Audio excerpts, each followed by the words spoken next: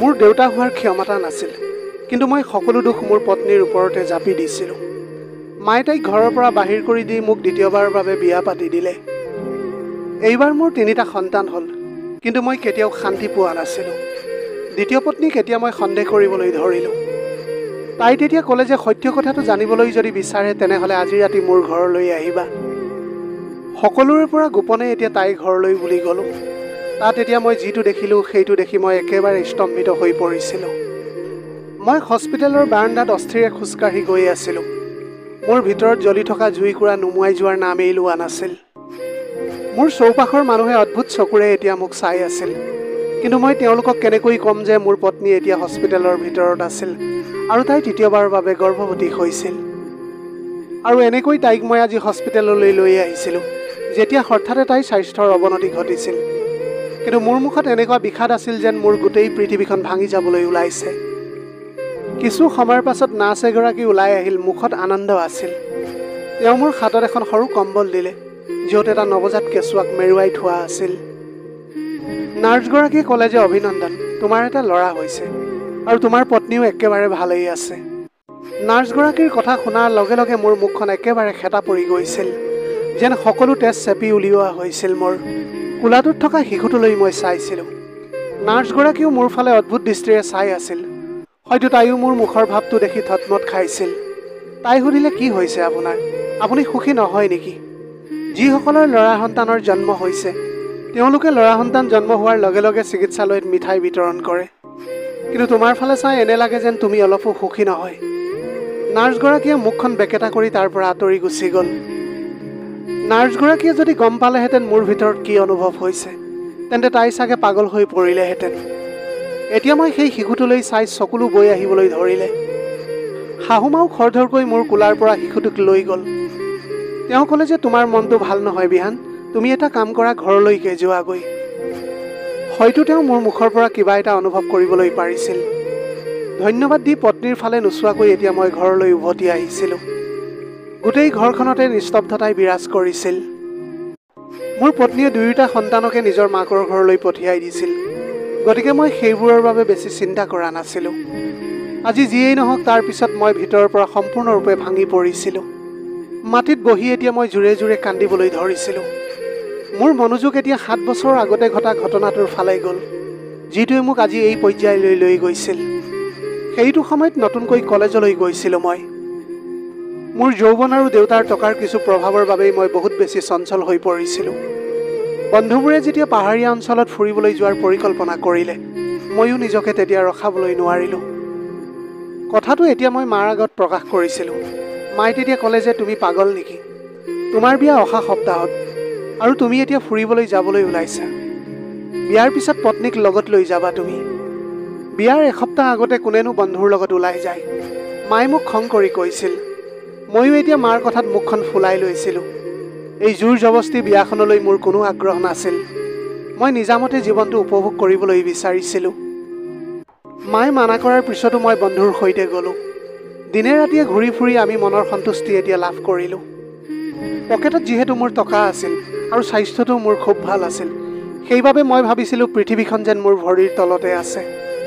ফুৰিবলৈ অহাৰ আমাৰ এতিয়া 3য় দিন হৈছিল। যেতিয়া বন্ধুসকল মোৰ ৰুমলৈ আহিছিল, তেতিয়া সিহঁতি ক'লে যে তুমি ইয়াতে কি কৰি আছা? সোনকালে আহা, পিছফালে পাহাৰলৈ উঠি গৈ বৰ ধুনীয়া ঠাই আছে তাত। যদিও টুৰিষ্ট গাইডজনে আমাক তালৈ যাবলৈ মানা কৰিছিল, কিন্তু আমি তেওঁৰ কথাটো মনা নাছিলোঁ। বন্ধুজনে মোৰ হাতত এতিয়া খুন্দা মাৰি জোৰেৰে হাঁহিবলৈ ধৰিলে। ময়ো আনন্দত জঁপিয়াই পৰিছিলোঁ। ইতিমধ্যে আন্ধাৰ হ'বলৈ ওলাইছিল। বন্ধুসকলে মোক মাতি আছিল আৰু মই মোৰ জোতাযোৰ বিচাৰি আছিলোঁ, যিযোৰ মই ইয়াত অহাৰ পিছত খুলিছিলোঁ। আহা বিহান, দেৰি নকৰিবা। বন্ধুজনে মোক মাত দিছিল আৰু মোৰ খং উঠি গ'ল আৰু ঘৰৰ পৰা অনা এযোৰ পাতল জোতা পিন্ধি লৈছিলোঁ মই। যিযোৰ জোতা মই কেৱল হোটেলৰ কোঠাত পিন্ধিবলৈহে আনিছিলোঁ। মোৰ জোতাযোৰ দেখি মোৰ বন্ধুসকলে আচৰিত হৈছিল, যদিও মই তেওঁলোকৰ কথাত গুৰুত্ব নিদিলোঁ। মই ক'লোঁ যে এইযোৰ জোতাৰেও মই পাহাৰত বগাবলৈ পাৰিম। এতিয়া আমি 4জন বন্ধু কোঠাটোৰ পৰা ওলাই আহিছিলোঁ। হোটেলখনৰ পিছফালে এটা পাহাৰ আছিল, যিখন আমি ওপৰলৈ উঠি যোৱাৰ লগে লগে ঘন হৈ আহিছিল। আমি এতিয়া চুৰ কৰি এই অৰণ্যখনত প্ৰৱেশ কৰিছিলোঁ। মোৰ বন্ধুসকলে হাঁহি হাঁহি কথা পাতি আগবাঢ়ি গৈ আছিল। এতিয়া মোৰ জোতাযোৰে মোক অসুবিধা দিবলৈ ধৰিছিল। হাবিৰখন বৰ উখুৰা মুখুৰা আছিল। কাঁইট আৰু শিলবিলাকে মোৰ ভৰি দুখনত বিন্ধিবলৈ ধৰিছিল। কিন্তু মই নিবিচাৰিছিলোঁ যে মোৰ বন্ধুসকলে গম পাওক। গতিকে মুখত এটা হাঁহি লৈ মই খৰধৰকৈ আগবাঢ়ি গৈ আছিলোঁ। মোৰ ভৰি দুখন ঘামি এতিয়া জোতাযোৰ পিছলিবলৈ ধৰিছিল। তেতিয়া মোৰ লগৰবোৰে পিছলৈ ঘূৰি ধেমালিতে ক'লে, কি হ'ল বিহান, ইমান লাহে লাহে খোজকাঢ়িছ যে বুঢ়া হৈ গ'লি নেকি? তেতিয়া মোৰ অলপ লাজ লাগিছিল। তেতিয়া মই বুকুখন ফুলাই ক'লোঁ, এতিয়া চোৱা, মই তোমালোকক মোৰ প্ৰকৃত শক্তি দেখুৱাম। আৰু খৰধৰকৈ সিহঁতৰ পৰা দুখোজ আগুৱাই যাবলৈ ধৰিলোঁ। এনেকৈ গৈ গৈ আমি পাহাৰৰ শিখৰত উপনীত হ'লোগৈ, যাৰ সিটো পাৰে এটা দ খাৱৈ আছিল। একেবাৰে শীৰ্ষত উপনীত হৈ এতিয়া মই মোৰ ভাৰসাম্য ৰক্ষা কৰিবলৈ নোৱাৰিলোঁ, যিহেতু ঘামৰ বাবে মোৰ ভৰিখন পিছল হৈ আছিল। মোৰ ভৰিখন পিছলি গ'ল আৰু মই ওপৰৰ পৰা তললৈ পৰি গ'লোঁ। মই পৰি যোৱা দেখি সিহঁতেও ভয় খাই এতিয়া মোৰ পিছে পিছে নামি আহিবলৈ ধৰিছিল। কিন্তু মই তললৈ নামি যোৱাৰ গতিবেগ বহুত বেছি আছিল। ওখ শিল আৰু গছবোৰে মোক বাৰে বাৰে খুন্দা মাৰিছিল আৰু মোৰ গোটেই শৰীৰটো এতিয়া থান বান হৈ পৰিছিল। ওপৰৰ পৰা তললৈ গৈ থাকোঁতে হঠাৎ এটা ডাঙৰ শিলত জোৰেৰে খুন্দা মাৰিলোঁ। গোটেই শৰীৰটোৱে এই শিলটোত খুন্দা মৰাৰ লগে লগে মোৰ নিজৰ ভিতৰৰ পৰাই অনুভৱ হ'ল যেন কোনোবাই মোক পাহাৰৰ তলত থেতেলিয়াই পেলাইছে। বেছিভাগ বিষ এতিয়া মোৰ শৰীৰৰ তলৰ পৰাই আহিছিল। মুখৰ পৰা এটা ডাঙৰ চিঞৰ ওলাই আহিছিল আৰু মই সম্পূৰ্ণৰূপে মোৰ চেতনা হেৰুৱাই পেলাইছিলোঁ। যেতিয়া মই চেতনা ঘূৰাই পালোঁ, তেতিয়া মই হস্পিটেলৰ বিচনাত নিজকে আৱিষ্কাৰ কৰিলোঁ। মোৰ শৰীৰটো এতিয়া বিষত একেবাৰে জৰ্জৰিত হৈ পৰিছিল। মোৰ দুয়োখন ভৰিত এতিয়া প্লাষ্টাৰ আছিল, কিন্তু আন এটা সমস্যা আছিল যিটো বৰ্ণনাৰ বাহিৰত আছিল। মোৰ এতিয়া সহনশীলতাৰ বাহিৰত গুচি গৈছিল। ডাক্তৰ আহি পোৱাত মুখখন হেতা হৈ পৰিল। মোৰ পৰিয়ালক খবৰ দিয়া হৈছিল যদিও মই তেতিয়ালৈকে অস্থিৰ হৈ পৰিছিলোঁ। ডাক্তৰক ক'লোঁ যে মোৰ বহুত কষ্ট হৈছে, প্লিজ মোক বেজী এটা দিয়ক। মই ডাক্তৰক বাৰে বাৰে অনুৰোধ কৰিবলৈ ধৰিলোঁ। তেতিয়া ডক্তৰজনে মোৰ কান্ধত হাত থৈ ক'লে যে তোমাৰ বিষ হ'বই, কাৰণ তুমি গোটেই শৰীৰটোতে আঘাত পাইছা। তোমাৰ এতিয়া শৰীৰৰ বহু স্নায়ু থেতেলা খাই গৈছে। এসপ্তাহৰ পিছত ভাল হৈ যাবা। এইবিলাক কথা শুনাৰ পিছত মোৰ মনত যেন এটা ডাঙৰ বিস্ফোৰণ ঘটিল তেনেকুৱা অনুভৱ হ'বলৈ ধৰিছিল। আৰু ইফালে এসপ্তাহৰ পিছতে মোৰ বিয়াও আছিল। কিন্তু ঠিক সেই মুহূৰ্ততে অশান্ত মুখেৰে চিকিৎসালয়ত প্ৰৱেশ কৰা মা দেউতাৰ ফালে চালোঁ মই। মায়ে মোক মৰমতে চুমা খাইছিল, কিন্তু কোনেও তেতিয়া একো কোৱা নাছিল। হয়তো তেওঁলোকৰ এটা ধাৰণা আছিল যে ইতিমধ্যে মই বহুত কষ্ট পাইছোঁ। মা দেউতাই এতিয়া মোৰ বিয়াখন কিছুদিনৰ বাবে পিছুৱাই দিলে। মোৰ শহুৰৰ ঘৰখন ভাল আছিল আৰু তেওঁলোক খুব সন্মানীয় ব্যক্তি। মোৰ স্বাস্থ্যৰ অৱনতি দেখি তেওঁলোকে জোৰো নিদিলে, বৰঞ্চ তেওঁলোক নিজেই চিন্তিত হৈ পৰিছিল।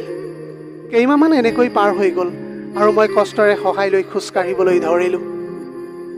ভয়ংকৰ দুৰ্ঘটনাটোৱে মোৰ জীৱনটো ধ্বংস কৰি পেলালে যদিও শেষত ভৰি দুখন সম্পূৰ্ণৰূপে ভাল হৈ আকৌ খোজকাঢ়িব পৰা হ'লোঁ। ঘৰত পুনৰ আৰম্ভ হ'ল বিয়াৰ প্ৰস্তুতি। বিয়াৰ দিনা মই বৰ সুখী হৈ পৰিছিলোঁ, কাৰণ মোৰ পত্নীয়ে আছিল পৰিয়ালৰ আটাইতকৈ ধুনীয়া বোৱাৰী। ইমান ধুনীয়া ছোৱালী মই আগতে কেতিয়াও দেখা নাছিলোঁ। পত্নী আহি পোৱাৰ লগে লগে ঘৰৰ যত্ন লোৱা ধৰণটো দেখি মই আচৰিত হৈ পৰিছিলোঁ। দুৰ্ঘটনাৰ পিছত মোৰ এতিয়া স্বভাৱটো সলনি কৰিবলৈ ধৰিছিলোঁ। এতিয়া মই দেউতাৰ ব্যৱসায় সযতনে চম্ভালিবলৈ ধৰিলোঁ। এনেকৈ এতিয়া মোৰ লগতে ঘৰখনলৈ সুখ ঘূৰি আহিছিল। ঘৰলৈ আহিলে পত্নীয়ে মোক খাদ্য আৰু চাহৰ কথা সুধি এনেদৰে পৰিৱেশন কৰিছিল যে মই একেবাৰে আৱেগিক হৈ পৰিছিলোঁ। জীৱনত এতিয়া একো দুখ নাছিল, মোৰ এতিয়া তেনেকুৱাই অনুভৱ হ'বলৈ ধৰিলে। কিন্তু তাৰ পিছত এদিন ৰাতি ডিনাৰ টেবুলত মাক সুধিছিলোঁ, কি হৈছে মা, আজি তুমি বৰ মনে মনে থকা যেন লাগিছে যে? মায়ে তেতিয়া দীঘলকৈ উশাহ এটা লৈ ক'লে যে তোমাৰ লগৰ যে ৰিয়া, তাইও তোমাৰ বিয়াৰ দিনাই বিয়া হৈছিল। আজি তাই ল'ৰা সন্তান এটা জন্ম দিছে। তুমি জানা যে তোমালোক দুয়োৰে বিয়া হোৱা এবছৰ হ'ল, কিন্তু এতিয়ালৈকে তুমি আমাক কোনো এটা ভাল খবৰ দিবলৈ পৰা নাই। ঠিক আছে, জীৱনটো উপভোগ কৰিব লাগে, ভ্ৰমণো কৰিব লাগে, কিন্তু এই সকলোবোৰ সন্তান জন্ম দিয়াৰ পিছতো হ'ব পাৰে। গতিকে এতিয়া দুয়োজনে নিজৰ পৰিয়াল বহল কৰাৰ কথা ভাবিব লাগে। মাৰ কথাত আচৰিত হৈ পত্নীৰ মুখলৈ এতিয়া চাবলৈ ধৰিছিলোঁ মই। লাজতে মোৰ পত্নীৰ মুখখন এতিয়া ৰঙা পৰি গৈছিল। আমাৰ বিয়াৰ এবছৰ পাৰ হৈ গ'ল আৰু ময়ো গম পোৱা নাছিলোঁ, কিন্তু মায়ে ভুল বুজি আছিল। আমি কেতিয়াও ইচ্ছাকৃতভাৱে সন্তান জন্ম দি দিয়াৰ কথা ভবাই নাছিলোঁ। হয়তো ভগৱানৰে ইচ্ছা আছিল যে আমাৰ ঘৰত এতিয়ালৈকে সন্তান হোৱা নাই। মায়ে কোৱা কথাখিনি শুনি মোৰ মনটো আচৰিত লাগিল। এবছৰ সঁচাকৈ অলপ সময় নহয়, এতিয়াও মই অপেক্ষা কৰিবলৈ ধৰিলোঁ। প্ৰতিমাহে মই মোৰ পত্নীক সুধিছিলোঁ কিবা আশা আছে নেকি, আমাৰ কষ্টৰ ফল আমি পামনে। কিন্তু তাই হতাশ হৈ মূৰটো জোকাৰিছিল আৰু মোৰ মনটোও মৰি গৈছিল। এদিন অফিচলৈ যাওঁতে বন্ধু ৰোহনে আনন্দতে মিঠাই বিলাই আছিল। কিহৰ মিঠাই বুলি সোধাত সি হাঁহি মাৰি ক'লে যে বিহান, মই এটা ল'ৰা সন্তানৰ দেউতাক হৈছোঁ। বিহানৰ বিয়া মোৰ বিয়াৰ 6 মাহৰ পিছত হৈছিল, যদিও আজি তেওঁ মোক পিতৃ হোৱাৰ ভাল খবৰটো কৈছিল। সেইদিনা মই ক্লান্ত হৈ ঘৰলৈ উভতি আহিলোঁ। সেই নিশা প্ৰথমবাৰৰ বাবে পত্নীৰ লগত ডাক্তৰৰ ওচৰলৈ যোৱাৰ কথা পাতিলোঁ। মোৰ কথা শুনি তাই কিছু সময় মোৰ ফালে চাই থাকিল। তাৰপিছত হঠাতে কান্দিবলৈ ধৰিলে আৰু ক'লে, কি তুমিও মোক বন্ধ্যা বুলি ভাবা নেকি? মই মা হ'ব নোৱাৰিম নেকি? মই তাইক সান্তনা দিলোঁ। ডাক্তৰৰ ওচৰলৈ যোৱাতনো কি ক্ষতি হ'ব? তাই অলপ সময়ৰ বাবে ভাবি থাকিল। তাৰপিছত ক'লে, মোৰ আত্মীয়ৰ বান্ধৱী এজনী ডাক্তৰ, মই তাইৰ নম্বৰটো ল'ম, আমি কালিলৈ তাইক লগ কৰিম। এনেকৈয়ে আমি মান্তি হৈ পিছদিনা ডাক্তৰৰ ওচৰলৈ গ'লোঁ। ডাক্তৰে কিছুমান গুৰুত্বপূৰ্ণ টেষ্ট লিখি দিলে। টেষ্টবিলাক কৰি আমি ঘৰলৈ উভতি আহিলোঁ। মোৰ পত্নীগৰাকী এতিয়া বহুত সুখী হৈ পৰিছিল। ঘৰ পাওঁতে মাৰ মেজাজটো বৰ ভাল নাছিল। যিয়েই নহওক আজিকালি মাৰ মনটো অলপ বেয়াই হৈ থাকে। তেওঁ পত্নীক আওকাণ কৰি মোক তেওঁৰ কাষত মৰমেৰে বহিবলৈ দিলে। পাছত মায়ে ক'লে যে আজি মালতী আহিছিল। তাইও সুধি আছিল যে কিয় ভাল খবৰটো বোৱাৰীৰ পৰা অহা নাই। মই মানুহক এতিয়া উত্তৰ দি দি একেবাৰে ভাগৰি পৰিছোঁ। মোক ক্ষমা কৰিবা বাবা, মই নাজানো কি ছোৱালী মই তোমাক বিয়া কৰাই দিলোঁ। যদিহে তাইৰ মাজতে কিবা দুখ আছে তেন্তে মই তোমাৰ গোটেই জীৱনটোকে ধ্বংস কৰি পেলালোঁ। সেইবাবে মই দায়ী। মাৰ চকুত চকুলো দেখাৰ পিছত মই বৰ বিচলিত হৈ পৰিছিলোঁ। তেওঁৰ কথাই এতিয়া ভিতৰৰ পৰা মোক সম্পূৰ্ণৰূপে জোকাৰি গৈছিল। কিন্তু মোৰ পত্নীৰ ওপৰত সম্পূৰ্ণ বিশ্বাস আছিল মোৰ। বেচেৰী এতিয়া ছোৱালীজনী অপৰাধী নহ'লেও তাইক দোষী সাব্যস্ত কৰা হৈছে। কিছুদিনৰ পিছত পৰীক্ষাৰ ৰিপৰ্ট আহিল। সেইদিনা মোৰ পত্নী বহুত সুখী হৈ পৰিল। তাই খৰধৰকৈ ৰিপৰ্টটো লৈ মোৰ ওচৰলৈ আহি ক'লে, চাওকচোন সকলো ৰিপৰ্ট স্পষ্ট, মোৰ একো দুখ নাই। ভগৱানে ইচ্ছা কৰিলে আমি সোনকালে পিতৃ মাতৃ হ'বলৈ পাৰিম। তাইৰ মাতত এতিয়া সুখৰ সৃষ্টি হৈ গৈছিল। ৰিপৰ্টবিলাক দেখি এতিয়া মোৰ অন্তৰখনেও সকাহ পাইছিল। মই আকৌ আগ্ৰহেৰে অপেক্ষা কৰি থাকিবলৈ ধৰিলোঁ। মোৰ পত্নী সপ্তাহত এদিন ডাক্তৰৰ ওচৰলৈ গৈছিল। হয়তো তাই নিজেই মোতকৈ সন্তান এটাৰ বাবে বেছি অপেক্ষাত আছিল। আনকি এতিয়া অফিচতো মানুহে মোক সুধিবলৈ ধৰিলে। সময় এনেকৈ পাৰ হৈ গৈছিল। প্ৰায় 1.5-2 বছৰ পাৰ হৈ গ'ল। এদিন ঘৰলৈ আহোঁতে দেখিলোঁ যে মোৰ পত্নীয়ে পানীৰ বটলত কিবা এটা ভৰাই লৈ আহিছে। মই তেতিয়া সুধিলোঁ যে তুমি কি আনিছা কামিনী? তাই তেতিয়া থতমত খালে, যেন তাই অপৰাধ সংগঠিত কৰি ধৰা পৰিছে। তাইৰ মুখখন এতিয়া সম্পূৰ্ণৰূপে হেতা পৰি গৈছিল। তাই কিছু সময়ৰ ফালে মোৰ ফালে চাই থাকিল। তাৰপিছত তাই কান্দিবলৈ ধৰিলে। তাই তেতিয়া ক'লে যে মই নাজানো যে এইটো কেনেকুৱা পৰীক্ষা। যেতিয়া মাক আৰু দেউতাক দুয়োজনেই সুস্থ, তেতিয়াহ'লে সন্তান জন্ম কিয় হোৱা নাই? সেইবাবে আজি মই তাবিজ বাবাৰ পৰা এটা তাবিজ লৈ আহিছোঁ। এই বুলি কৈ তাই কান্দি কান্দি ভিতৰলৈ সোমাই গ'ল আৰু মই নিজৰ ঠাইতে থিয় হৈ থাকিলোঁ। কোনে কৈছিল যে মা দেউতা দুয়োজনেই সুস্থ? মইতো আজিলৈকে নিজকে পৰীক্ষাও কৰা নাছিলোঁ। মই এতিয়া মুখত এটা চিগাৰেট লৈ অস্থিৰভাৱে কথাবিলাক ভাবিবলৈ ধৰিলোঁ। মোৰ মনলৈ এতিয়া বাৰে বাৰে এটাই প্ৰশ্ন আহিছিল যে মোৰো পৰীক্ষা কৰি চোৱা যাওক। এই 1-2 বছৰৰ ভিতৰত মোৰ পত্নীয়ে বহু পৰীক্ষা কৰাইছিল আৰু সকলোবিলাক স্পষ্ট হৈ পৰিছিল। সেইবাবে পিছদিনা মই মনে মনে মোৰ পত্নীৰ একেজন আত্মীয়ৰ ওচৰলৈ গ'লোঁ। ডাক্তৰজনৰ পৰা মই এটা প্ৰতিশ্ৰুতি লৈছিলোঁ যে তেওঁ মোৰ ৰিপৰ্টৰ বিষয়ে ঘৰত যেন কাকোৱেই নকয়। তেওঁ মোক ভালদৰে পৰীক্ষা কৰি কিছুমান পৰীক্ষা কৰিবলৈ দিলে, কিন্তু তাৰ মুখৰ হতাশাই মোক ইতিমধ্যে এটা আভাস দি গৈছিল। পৰীক্ষা কৰাৰ পাছত ৰিপৰ্ট আহিলত ডাক্তৰে ক'লে যে তোমাৰ বাবে কোনো ভাল খবৰ নাই। এই কথাটো শুনি এতিয়া মই একেবাৰে থতমত খাই গ'লোঁ। তেওঁ মোক সুধিছিল যে কিছুদিনৰ আগতে মই কোনো ডাঙৰ দুৰ্ঘটনাৰ সন্মুখীন হৈছিলোঁ নেকি। মোৰ মনোযোগ এতিয়া সেই পুৰণি ঘটনাটোৰ ফালে গ'ল আৰু মই তেওঁক সকলো কথাবিলাক কৈ দিছিলোঁ। তেওঁ ক'লে, দুৰ্ঘটনাটোৰ বাবে আপোনাৰ ভিতৰত কিবা এটা ক্ষতিগ্ৰস্ত হৈছে। আপোনাৰ পুৰুষত্বৰ গুৰুতৰ ক্ষতি হৈছে আৰু আপুনি এতিয়া পিতৃ হ'বলৈ সক্ষম নহয়। এতিয়া কথাটো শুনি মোৰ মূৰত যেন পাহাৰটোহে খহি পৰিল তেনেকুৱা লাগিবলৈ ধৰিছিল। খৰধৰকৈ জোতাযোৰ পিন্ধি ঘৰলৈ বুলি উভতি আহিলোঁ। কিন্তু যোৱাৰ আগতে ডাক্তৰজনক ক'লোঁ যে আপুনি এই বিষয়ে মোৰ পত্নীক কেতিয়াও নক'ব। এতিয়া মই অনুশোচনাত জৰ্জৰিত হৈ আছিলোঁ যে কিয় মই তাইৰ আত্মীয় ডাক্তৰৰ ওচৰলৈ গৈছিলোঁ। এনেকৈয়ে 6 মাহ পাৰ হৈ গ'ল। মানুহে বাৰে বাৰে প্ৰশ্ন কৰি মোৰ জীৱনটোকো কঠিন কৰি তুলিছিল। মায়ে দিনে নিশাই মোৰ পত্নীক এতিয়া ঠাট্টা কৰিবলৈ ধৰিছিল। মোৰ নপুংসতাৰ সত্য কথাটো সকলোৰে পৰা লুকুৱাই ৰাখিছিলোঁ যাতে কোনেও গম নাপায়। মোৰ পত্নীয়ে মোৰ সন্মুখত চকুলো টুকিছিল আৰু মায়ে বাৰে বাৰে তাইক বাজি বুলি ক'বলৈ ধৰিছিল।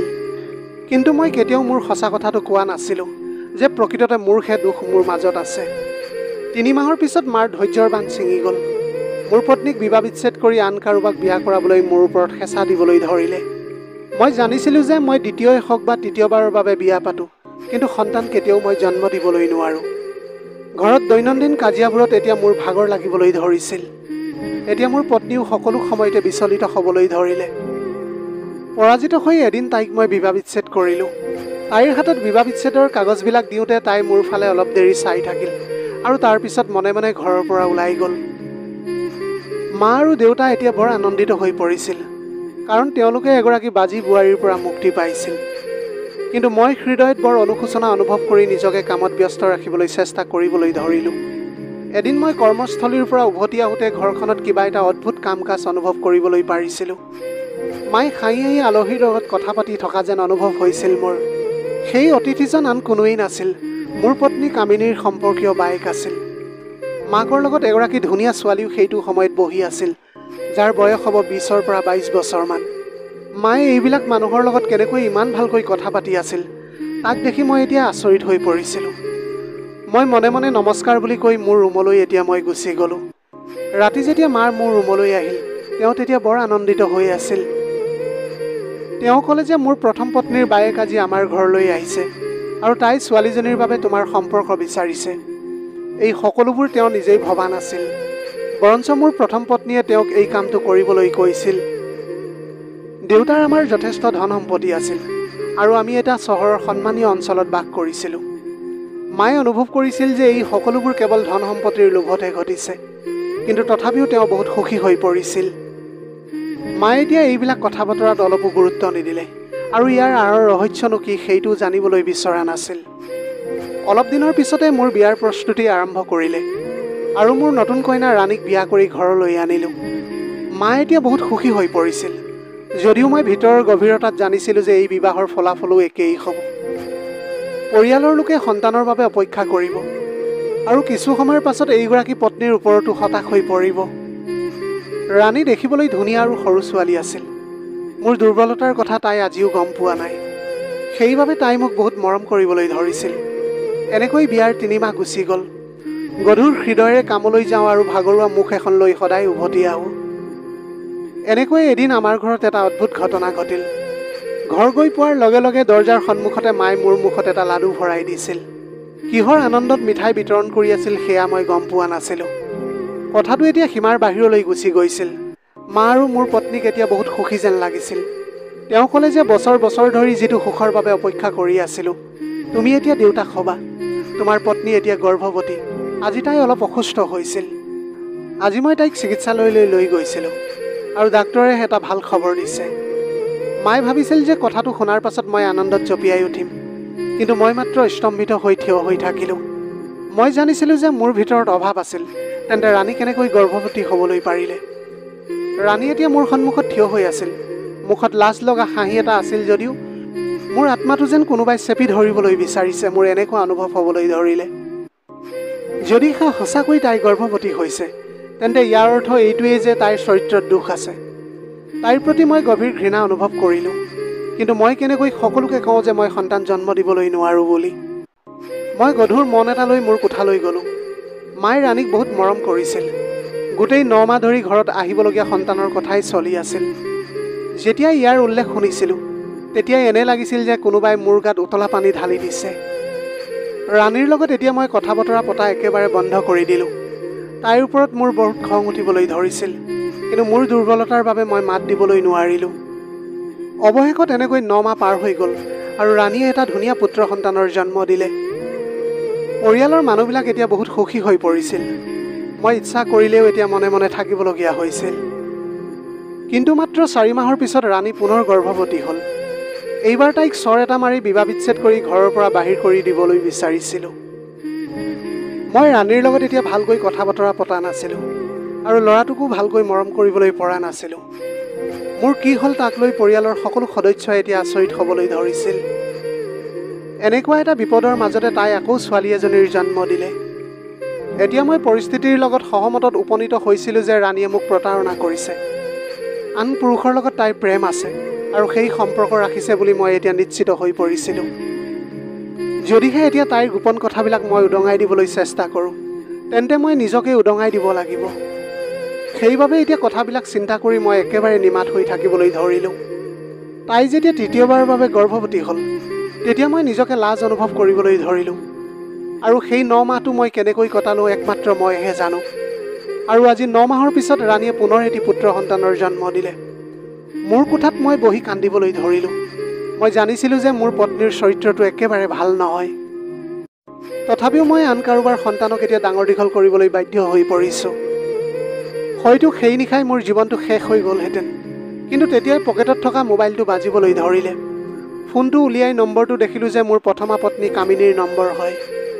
আজি বিবাহ বিচ্ছেদৰ পিছত প্ৰথমবাৰৰ বাবে তাই মোলৈ ফোন কৰিছিল। ফোনটো তুলি কাণত থৈ হাত দুখন কঁপি উঠিছিল মোৰ। তাই মোক কেঁচুৱাটোৰ বাবে অভিনন্দন জনাই আছিল। মোৰ এনে লাগিল যেন তাই মোৰ ওপৰত বহুত খং উঠিছে। আৰু তেতিয়াহে মই একেবাৰে থতমত খাই গ'লোঁ, যেতিয়া মোক তাইৰ ঘৰলৈ আহিবলৈ কৈছিল। কামিনীয়ে তেতিয়া কৈ আছিলে, মই জানো বিহান, তুমি কিয় চিন্তিত হৈ আছা। তোমাৰ সমস্যাৰ সমাধান মাথো মোৰ ওচৰতহে আছে। মই এতিয়া লগে লগে গাড়ীত গৈ বহিলোঁগৈ। অলপ সময়ৰ ভিতৰতে মই তাইৰ ঘৰত গৈ উপস্থিত হ'লোঁ। মই এতিয়া দুৱাৰত টোকৰ মাৰি সোমাই গ'লোঁ। তাই সন্মুখতে থিয় হৈ আছিল। তাইৰ মুখত হাঁহি এটা বিৰিঙি উঠিল।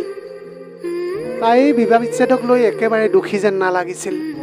কি হৈছে, আগতে ল'ৰা ছোৱালীৰ বাবে হাহাকাৰ কৰিছিলা, আৰু আজি তোমাৰ 3টা সন্তান, এতিয়াও তোমাৰ মুখত দুখ কিয়? তাই এতিয়া কাট মাৰি কথাষাৰ মোক ক'লে।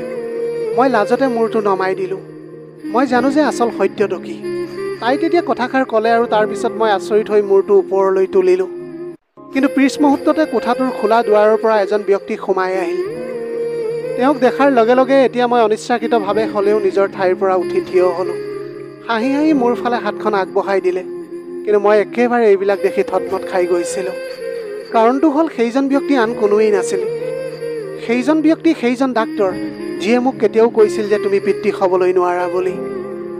কিন্তু এতিয়া প্ৰশ্নটো হ'ল, তেওঁলোকৰ ঘৰত তেওঁ কি কৰি আছে? মোৰ পত্নীয়ে তেওঁক অতি আন্তৰিকতাৰে লগ পাইছিল, যেন তেওঁলোকৰ মাজত এটা পুৰণি আৰু গভীৰ সম্পৰ্ক আছে। নিশ্চয় এতিয়া তুমি আমাক দুয়োকে একেলগে দেখি আচৰিত হৈছা। আৰু বহুতো এনে কথা আছে যিবোৰ তুমি নাজানা।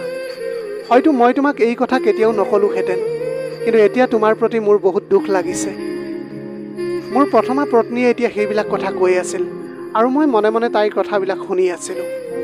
মই তোমাক বিয়া কৰাব বিচৰা নাছিলোঁ, বৰং মোৰ এই সম্পৰ্কীয়জনকহে মই বিয়া কৰাবলৈ বিচাৰিছিলোঁ। আগৰে পৰাই মই এওঁক ভাল পাইছিলোঁ। কিন্তু তোমাৰ উচ্চ মৰ্যাদা আৰু ধন সম্পত্তি দেখি মোৰ মা দেউতাই মোক তোমাৰ লগত বিয়া কৰাবলৈ বাধ্য কৰিছিল। বিয়াৰ প্ৰথম দিনাই মই সিদ্ধান্ত লৈছিলোঁ যে মই সন্তান জন্ম কেতিয়াও নিদিওঁ, আৰু অতি কম সোনকালে তোমাক বিবাহ বিচ্ছেদ কৰি গুচি আহিম। তোমাৰ মুখখন দেখি মোৰ বহুত খং উঠিছিল, কাৰণ তুমিয়ে আছিলা সেইজন ব্যক্তি যাৰ বাবে মোৰ প্ৰেম মোৰ পৰা বিচ্ছিন্ন হৈ গৈছিল।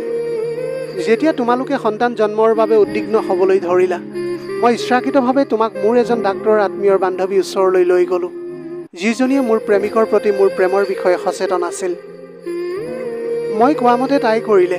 মই নিজেই গৰ্ভনিৰোধক বড়ি খাইছিলোঁ, কিন্তু তোমাক মই তেনেকৈ কোৱা নাছিলোঁ। মাত্ৰ ক'লোঁ যে ভগৱানৰ ফালৰ পৰা পলম হৈছে। মই এতিয়া এইটো কথাও জানিছিলোঁ যে এদিন নিশ্চয় তুমি পুৰুষ ডাক্তৰৰ ওচৰলৈ যাবা। গতিকে মই তোমাক মোৰ প্ৰেমিক ডাক্তৰৰ লগত চিনাকি কৰাই দিলোঁ, আৰু তেওঁ ইচ্ছাকৃতভাৱে ক'লে যে তুমি কেতিয়াও দেউতাক হ'বলৈ নোৱাৰা বুলি। এতিয়া তুমি ভাবি আহিছিলা যে যিবিলাক ল'ৰা সন্তান তোমাৰ নহয়, আচলতে সেইবিলাক তোমাৰেই সন্তান।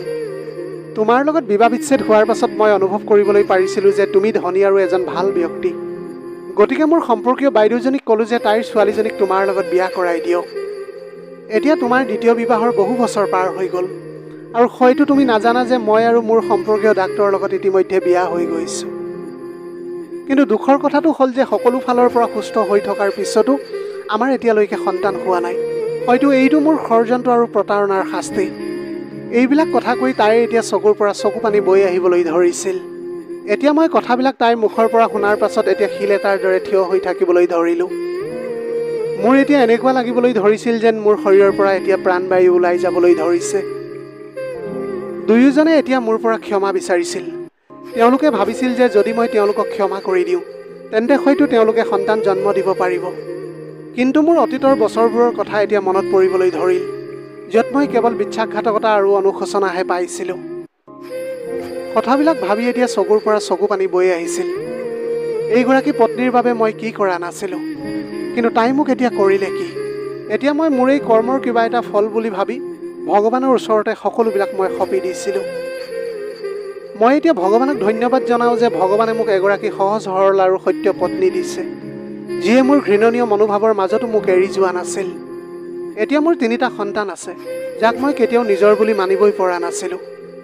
অৱশেষত মই মোৰ প্ৰথমা পত্নী আৰু সেই ডাক্তৰজনক সম্পূৰ্ণৰূপে হৃদয়ৰ পৰা ক্ষমা কৰি দিছিলোঁ। উভতি আহোঁতে এনে লাগিল যেন মোৰ হৃদয়ৰ পৰা গধুৰ এটা বোজা আঁতৰি গ'ল। মই এতিয়া পোনে পোনে হস্পিটেললৈ গ'লোঁ, য'ত মোক দেখি মোৰ পত্নী আচৰিত হ'ল। মই তাইৰ হাতত ধৰি প্ৰতিশ্ৰুতি দিলোঁ যে এতিয়া মই তোমাৰ আৰু ল'ৰা ছোৱালীবোৰৰ যত্ন আগতকৈ বহুত বেছিকৈ ল'ম। তাইৰ মুখত হাঁহিটো ঘূৰি আহিল আৰু মোৰ এনে লাগিল যেন আজি জীৱনটো আটাইতকৈ ধুনীয়া হৈ পৰিছে। এতিয়া আমি সম্পূৰ্ণ কাহিনীটো শুনাৰ পাছত কি বুজিবলৈ পাৰোঁ? আমি বুজিবলৈ পাৰোঁ যে নৈতিকতা হ'ল এটা সঁচা হৃদয়ৰ ক্ষমা আৰু পৰিৱৰ্তনে মানুহক ভিতৰৰ পৰা লঘু কৰি তুলিবলৈ পাৰে আৰু জীৱনটোক ভাল কৰি তুলিবলৈ পাৰে। কাহিনীটোৱে আমাক শিকাইছে যে বিশ্বাসঘাতকতা আৰু ঘৃণা যিমানেই গভীৰ নহওক কিয়, প্ৰকৃত অনুতাপ, ক্ষমা আৰু প্ৰকৃত সম্পৰ্কৰ প্ৰশংসাৰ জৰিয়তে এজন ব্যক্তিয়ে কেৱল আনৰ বাবেই নহয়, নিজৰ বাবেও শান্তি আনিবলৈ পাৰে। সদায় এটা কথা মনত ৰাখিব, যদিহে নিজৰ জীৱনটো সুন্দৰভাৱে আগুৱাই নিবলৈ বিচাৰিছে, তেনেহ'লে অতীতৰ ভুলবোৰ এৰি আগুৱাই যোৱাটোৱেই হৈছে প্ৰকৃত জয়। প্ৰিয় দৰ্শক, এয়াই আছিল আজিৰ কাহিনীৰ ভাগ। আজিৰ ভিডিঅ'টি কেনেকুৱা লাগিলে জনাব।